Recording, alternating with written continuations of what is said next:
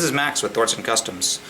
I wanted to offer some tips to people who have one of the New York fixed position carbine stocks and are thinking about cutting theirs off to work with the FRS 15 rifle stock. The first thing you want to do is make sure that the stock that you have uses a carbine length buffer and buffer spring. And these, you can see, are considerably shorter than the rifle length buffer being about 6 inches, the carbine being about 3 1/4, the spring being about 12 inches versus about 10 inches for the carbine spring. If you have the carbine style spring in your fixed position stock, you should be able to make this modification with no problems.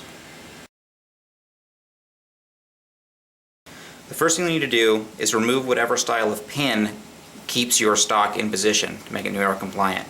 This one's already been drilled out, so I'm just going to separate these two parts. So you can see this buffer tube is longer than a standard mil-spec or commercial buffer tube. So what you need to do is measure, to make sure this is going to work, the inside length, the bottom of the tube, should be right about 7 inches. Then transfer that to the outside and add about 1/4 of an inch.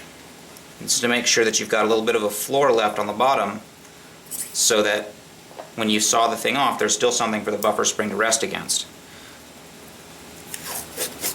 I like to use masking tape wrapped around the tube at the mark that I've made and then overlapped over itself to make sure that I get a nice, even, straight line. With the buffer tube cut off, you can see that it now closely resembles the same length as this standard mil-spec buffer tube. If the raw aluminum end bothers you, you can always hit it with a little bit of flat black spray paint or a magic marker. But remember, once the buffer tube cover has been installed, it's going to hide most of that anyways.